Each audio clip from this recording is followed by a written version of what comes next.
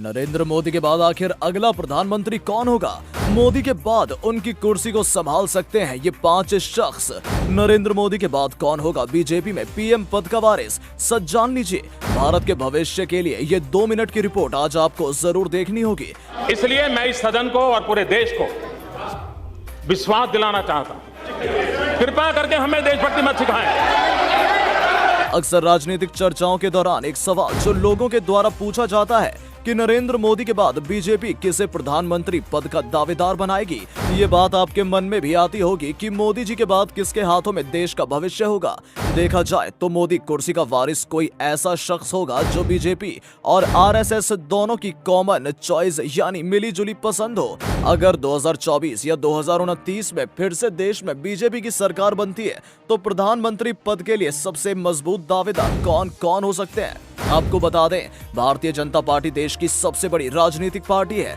वर्तमान समय में हमारे देश की राजनीतिक सत्ता पर भी यह पार्टी आसीन है। पूरी दुनिया में देश का मान बढ़ाने वाले नरेंद्र मोदी जी भी बीजेपी के ही कार्यकर्ता हैं। ऐसे में बीजेपी में कुछ ऐसे नाम हैं जिन्हें मोदी का उत्तराधिकारी माना जा सकता है। नितिन गडकरी। दोस्तों, अगर इस बात पर गौर किया जाए कि पिछले 8 साल में जनता की भलाई के लिए किस मंत्री ने सबसे ज्यादा काम किया है तो उसमें नितिन गडकरी का नाम सबसे ऊपर आता है। सड़क परिवहन मंत्री नितिन गडकरी ने जिस तेजी से देश के विकास में अपना योगदान दिया है, राजमार्गों का निर्माण करवाया है, ये वाकई काबिले तारीफ है। तो ऐसे में संभव है कि अपने काम के प्रति समर्पण और जनता से जुड़े होने की वजह से बीजेपी नितिन गडकरी को मोदी का उत्तराधिकारी बना सकते हैं। शिवराज सिंह चौहान।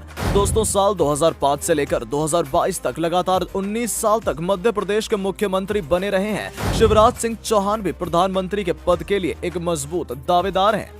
आपको बता दें, साल 2014 के लोकसभा चुनाव से पहले तक शिवराज सिंह चौहान को बीजेपी की तरफ से प्रधानमंत्री पद का एक सशक्त दावेदार माना जाता था। लेकिन नरेंद्र मोदी की दावेदारी और जनता के बीच उनकी लोकप्रियता को देखते हुए शिवराज सिंह चौहान ने प्रधानमंत्री की दावेदारी से खुद को अलग कर लिया था। लेकिन आज भी बीजेपी के संगठन आरएसएस से जुड़े होने की वजह से भविष्य में उनके प्रधानमंत्री बनने की आशंका जताई जा सकती है। डॉक्टर हिमंत बिश्व शर्मा।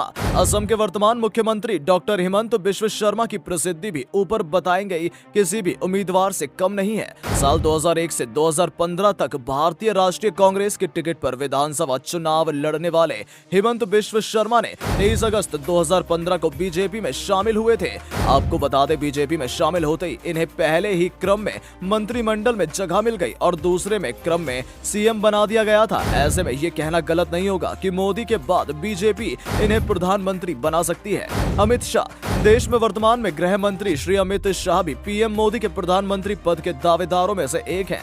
ऐसा कहा जाता है कि पीएम मोदी आंख मूंदकर विश्वास करते हैं वो हैं अमित शाह पर। 2014 में बीजेपी को पहली बार पूर्ण बहुमत दिलाने की बात हो या देश के ज्यादातर राज्यों में पहली बीजेपी की सरकार की बात हो, अमित की चुनावी रणनीति का दबाव सभी ने देख लिया है। आपको बता दें, बीजेपी का ये घोषित नियम है कि 75 वर्ष की उम्र पार करते ही किसी भी नेता को अपने पद से इस्तीफा देना होता है। ऐसे में अगर 2029 में बीजेपी की सरकार लोकसभा चुनाव जीतती है तो अमित शाह भी प्रधानमंत्री बन सकते हैं। योगी आदित्यनाथ। उत्तर प्रदेश के मुख्यमंत्री और भारतीय जनता पार्टी के फायर ब्रांड नेता योगी आदित्यनाथ प्रधानमंत्री पद के सबसे प्रबल दावेदार माने जाते हैं। देश की बड़ी आबादी भी उनको खुला समर्थन करती है, इसलिए योगी के सबसे ज्यादा चांस हैं पीएम बनने के और देश की कमान संभालने के। इन सब में से आप किस प्रधानमंत्री दावेदार को अपना वोट देंगे? कमेंट में लिखकर जरूर बताएं। साथ ही इस वीडियो को शेयर जरूर करें। धन्यवाद।